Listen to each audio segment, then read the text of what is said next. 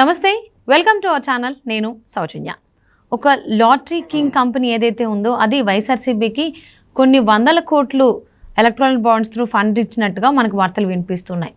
మరి ఒక lottery maintain చేసినటువంటి కంపెనీ ఎందుకు వైఎస్ఆర్సీపీకి ఫండ్ రైజింగ్ ఇచ్చింది పార్టీకి సంబంధించి?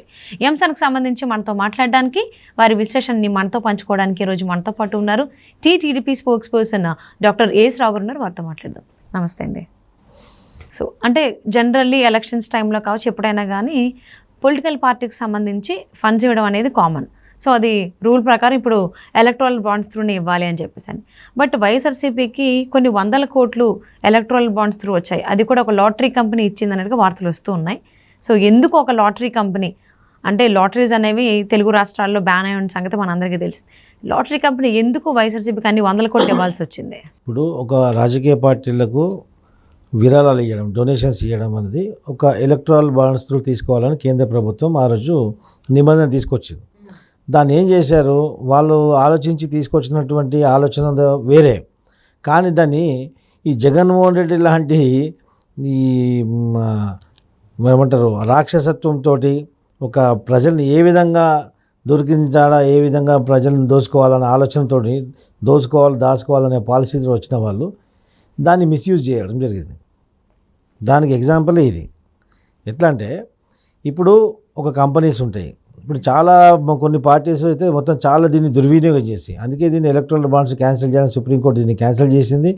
ఆ సమాచారం అంతా తీసుకుంది. ఇప్పుడు ఏమైపోయిందంటే దీన్ని ఎవరు పట్టుకోరని చెప్పేసి ఎవడు పడితే వాడితోటి, దొంగతోటి, దొరతోటి, లుచ్చల్లప్పంగా ఎవడు ఇచ్చినా కానీ అరే దీనికి ఎవరు దీనికి ప్రశ్నించడం ఉండరు భయ్, నువ్వు ఎలక్ట్రల్ బాండ్స్ కోను ఇక్కడ ఇచ్చేయి.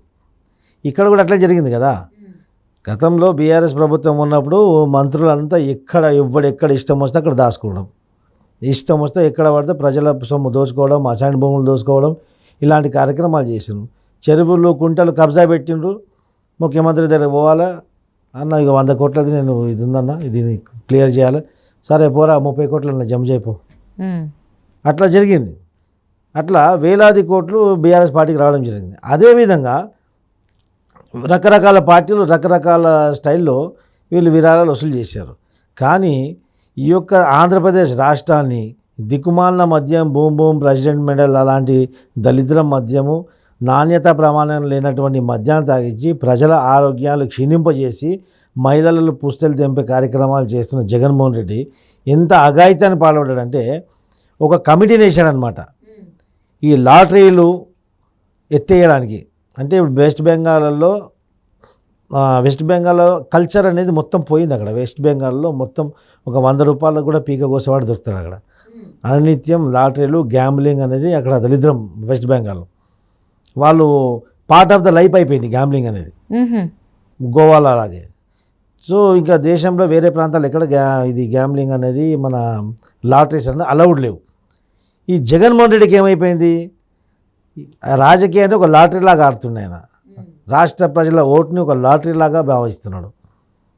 నాకు లాటరీ దొరికినట్టు ప్రజలను మోసం చేసిండు, లాటరీ దొరికినట్టు అధికారం దొరికింది, అధికారం దొరకగానే లాటరీ ఆడే జూదం కోరుడు, ఈ మా పేకాట రాయుడు ఏ విధంగా చేస్తాడో అదేవిధంగా రాష్ట్రాన్ని మొత్తం కుదబెట్టేసాడు. ఇవి చూడండి ఏ విధంగా జూదగాడు పత్తాలు ఆడుకుంటూ పేకాట ఆడుకుంటూ ఇంట్లో ఉన్న ఆస్తులను కుదబెడతాడో, అక్కడ ఆంధ్రప్రదేశ్ రాష్ట్రంలో సచివాలయాన్ని కూడా కుదవబెట్టిన దాఖలాలు మనం ఈరోజు చూసాం. అదే అత్యాశకు భాగంగా ఓ లాటరీ, మార్టిన్స్ ఫ్యూచర్ హోటల్స్, మా ఫ్యూచర్స్ అనేది Martin future gaming and hotels అనేది లాటరీ కంపెనీ. అది ఆ లాటరీలు ఆడిచ్చి ప్రజలను మోసం చేసి ప్రజలని ఆస్తులు మానాలు ప్రజలని రోడ్లపైన పడేసే ఒక కంపెనీ, ఒక ఏమంటారు దుర్మార్గమైన కంపెనీ. అది ఒక అన్యాయంగా నడిచేటువంటి కంపెనీ, ప్రజలను దోచుకునే కంపెనీ. అలాంటి కంపెనీతోటి నువ్వు ప్రభుత్వంలోని ముఖ్యమంత్రి హోదాలో ఉండి నీకు సిగ్గు శరం ఏమైనా ఉంటుందా?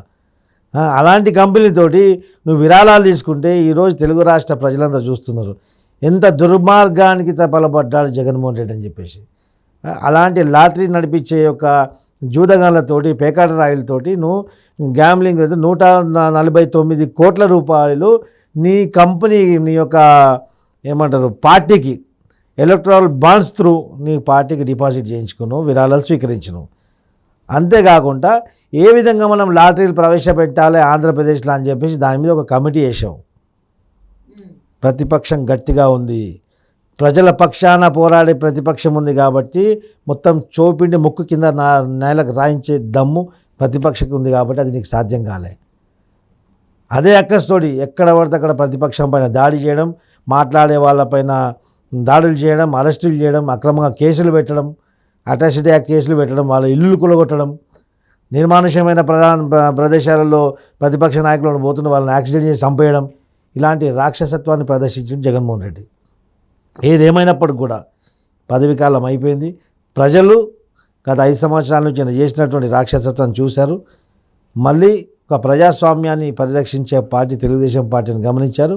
అందుకే తెలుగుదేశంతో కూడినటువంటి ఈ కూటమి ఖచ్చితంగా విజయం చేకూర్చిన తర్వాత మళ్ళీ లాటరీ డొనేషన్స్ కాదు కదా, లాటరీ అనే పేరు కూడా తెలుగు రాష్ట్రాల్లో తెలుగు ప్రజల నాలుగ పైన అసలు కనిపించకుండా చేస్తాం.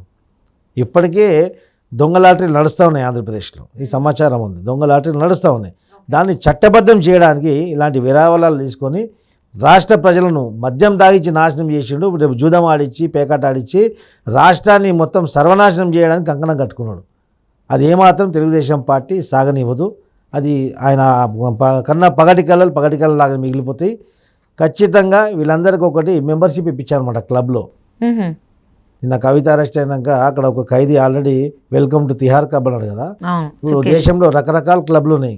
మా హైదరాబాద్లో గతంలో చెంచల్గూడ క్లబ్లో జగన్మోహన్ రెడ్డి ఉండే, ఇప్పుడు చెంచల్గూడ క్లబ్ ఉన్నది, రాజమండ్రి క్లబ్ ఉన్నది, చెర్లపల్లి క్లబ్ ఉన్నాయి. ఇవన్నీ jail alias jail come clubs అయిపోయినాయి. ఇవన్నీ క్లబ్లలో వీళ్ళందరికీ మంచి స్థావరం మెంబర్షిప్ కల్పిస్తాం. ఇవన్నిటి అఫిలియేటెడ్ ఒక సెంట్రల్ క్లబ్ తిహార్ ఉంది. అన్నిటికీ అనుసంధానం చేసి ఎలాంటి ప్రజలను దోసుకునే ఈ యొక్క దుర్మార్గులందరినీ కూడా ఆ క్లబ్లలో ఉంచి బయటికి రానియకుండా తెలుగుదేశం పార్టీ చూస్తుంది. సో అలాగే ఈ ఏదైతే లాటరీ కంపెనీ 149 CR వైసీపీ పార్టీకి ఇవ్వడం జరిగింది ఎలక్ట్రల్ బాండ్స్ త్రూ, దానికి సంబంధించిన ఆధారాలు కేంద్రం దగ్గర ఉన్నాయని చెప్పేసి అని అంటున్నారు. మరి ఇప్పుడు కేంద్రం ఎటువంటి చర్యలు తీసుకునేటువంటి అవకాశం ఉంది అంటారు? కేంద్రం ఇప్పుడు ఎన్నికల నోటిఫికేషన్ వచ్చేసింది కాబట్టి ఇదంతా ఎన్నికల కమిషన్ ఆధ్వర్యంలో ఉంటుంది కాబట్టి ఎన్నికల కమిషన్ దానిపైన ఖచ్చితంగా యాక్షన్ తీసుకుంటుందని అనుకుంటాం. ఒకవేళ తీసుకోకపోయినా రానున్న ప్రభుత్వం మాదే.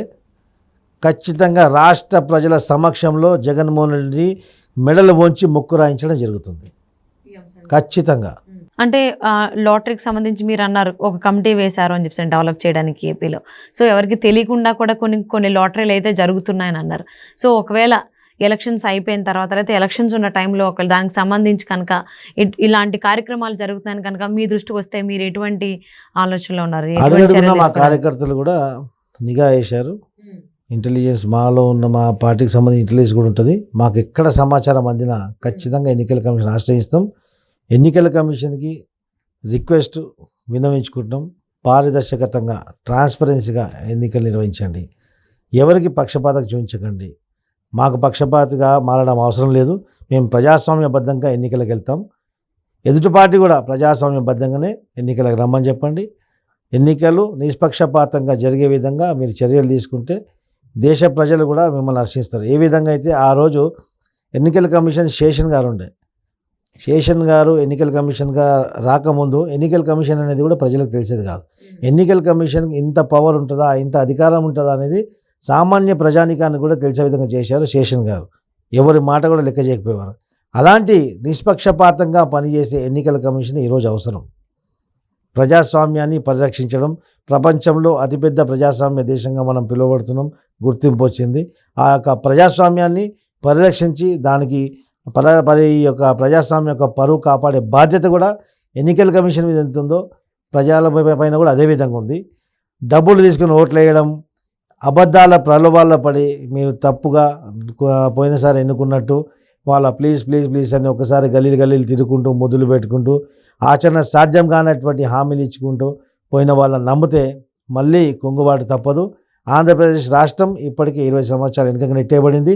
ఆ తర్వాత ఇప్పుడు ఉన్నవాళ్ళు కూడా ఖచ్చితంగా వలసపోతారు. అదొక అడవి ప్రాంతంగా మారిపోతుంది. ఈ బాధ్యత ప్రజలపైన కూడా ఉంది. Okay.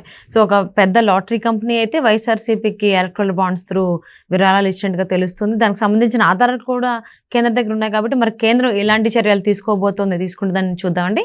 And thank you so much for spending your valuable time with us.